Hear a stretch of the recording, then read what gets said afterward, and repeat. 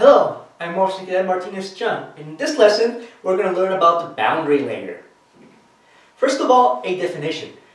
What we call an angle of attack. So, angle of attack here is kind of over dramatic, but this is what it is. So the angle of attack is the angle which the airfoil, or the chord of the airfoil, if you remember the chord from previous lesson, meets the relative wind. So the angle between the chord and the relative wind, that's the angle of attack. It has nothing to do with actually attacking anything. Okay? Now we're going to discuss the center of pressure. So, just like we have a center of gravity, we have what we call a center of pressure when it comes to lift.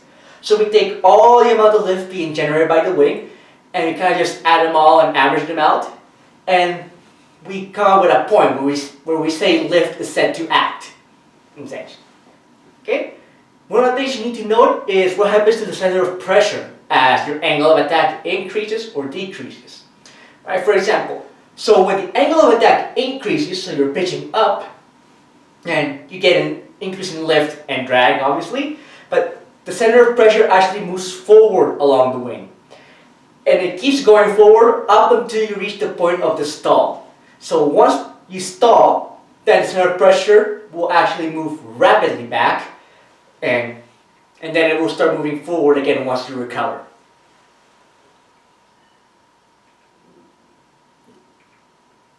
Alright, the boundary layer.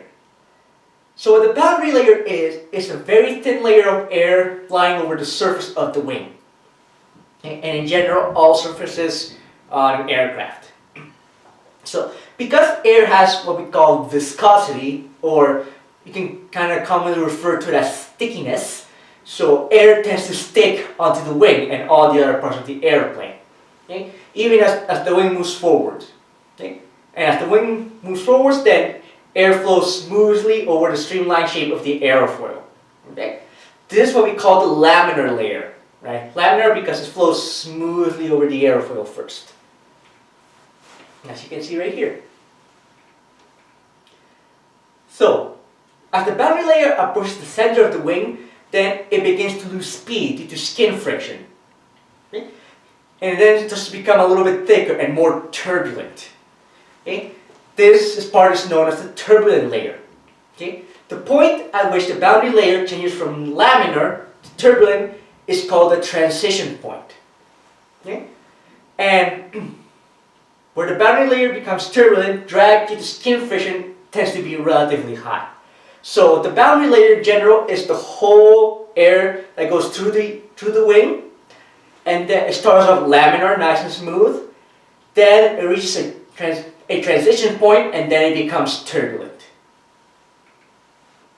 Alright, airfoil design. So different airfoils are set up depending on what the aircraft is intended to do.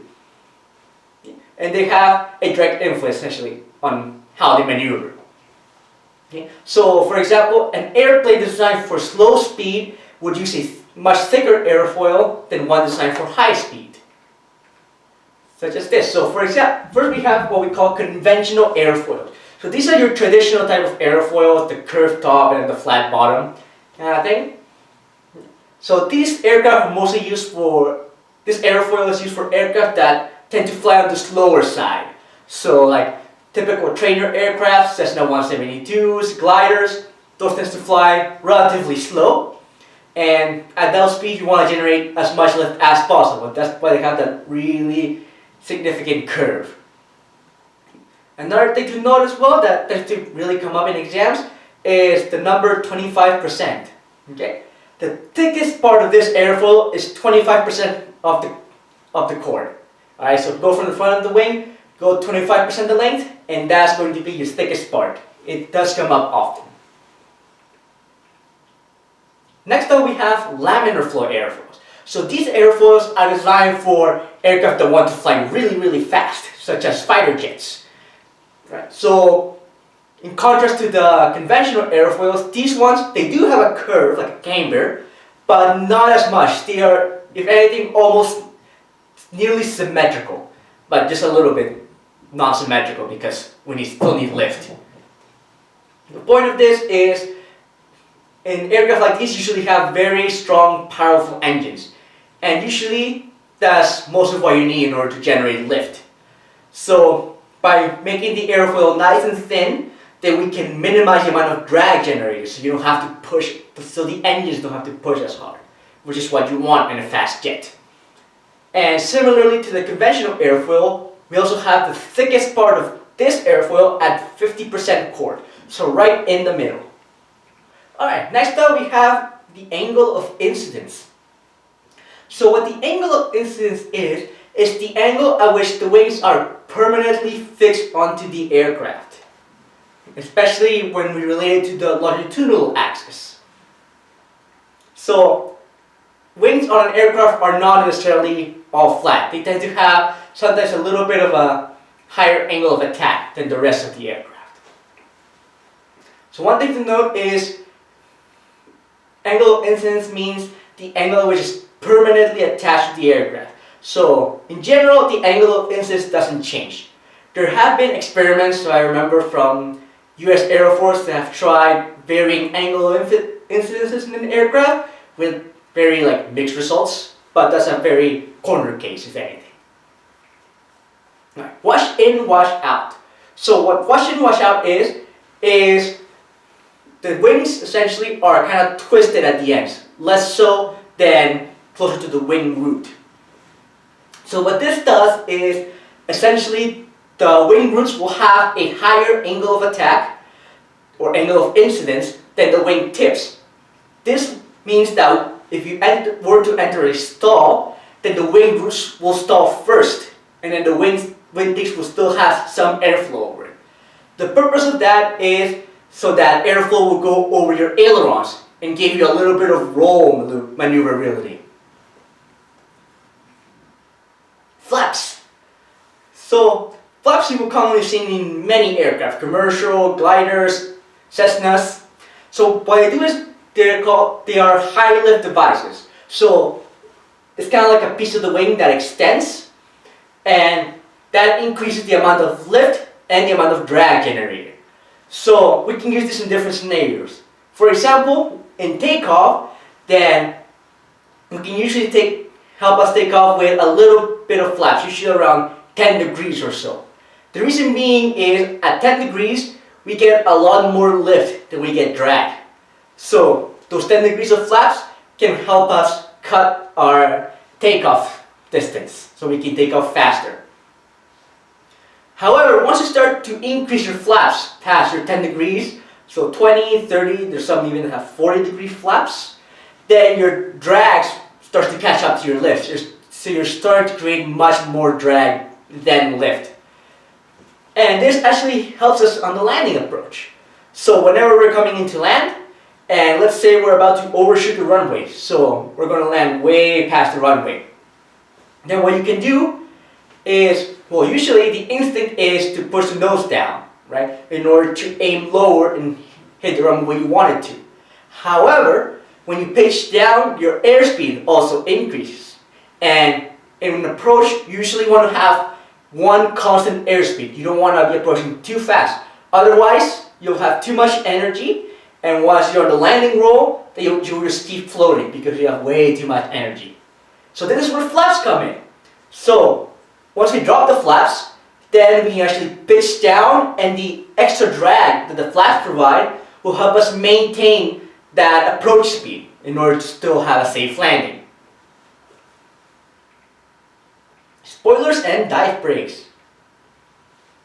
So these are mostly common in the gliders that we use. You can also find it in some commercial aircraft as well. But the point being is, spoilers, they're little tabs that stick out from the top of the wing. And what they do is they spoil the lift. That's why they call them spoilers. So this is used typically in gliders, where a glider is generating so much lift, whenever you want to land, you kind of have to force it to land. That's why you have the spoilers, in order to disrupt the airflow on top of the wing and reduce the lift created.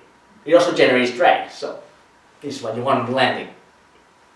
Now at the bottom, we have what we call dive brakes. So these dive brakes, they're kind of like spoilers, except they don't actually spoil any lift, because there's no lift on the underside of the wing.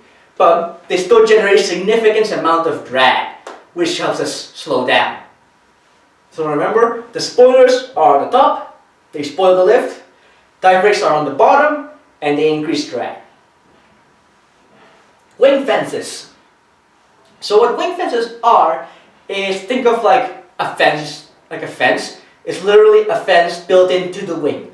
So the purpose of this is the fence helps guide the airflow throughout the wing. So it gives you better low speed handling and stall characteristics. Slots and slats. So what slats are is auxiliary airfoils fitted on the leading edge of the wing. In English, that means it's like a little opening that extends from the front of the wing to let air pass through. So at high angles of attack, the slats will extend, pull out, and then that will change the direction of the airflow over the wing, and essentially it will give you a decrease in your angle of attack to give you more control. So slots are essentially the same thing. However, these ones are actually passageways that are built into the wing. So they're literal openings in the wing, as opposed to slats, which extend out from the wing. So one way to remember these is slats are automatic, so A, automatic. Because the slats, once you get higher angle of attack, they will extend automatically. Slots, on the other hand, they're just built in. They don't extend or retract, they're just there. Alright, and that's it. If you have any questions, comments, concerns, queries, or random outbursts, feel free to put them in the comment section down below. Alright, thanks for watching, and happy landings.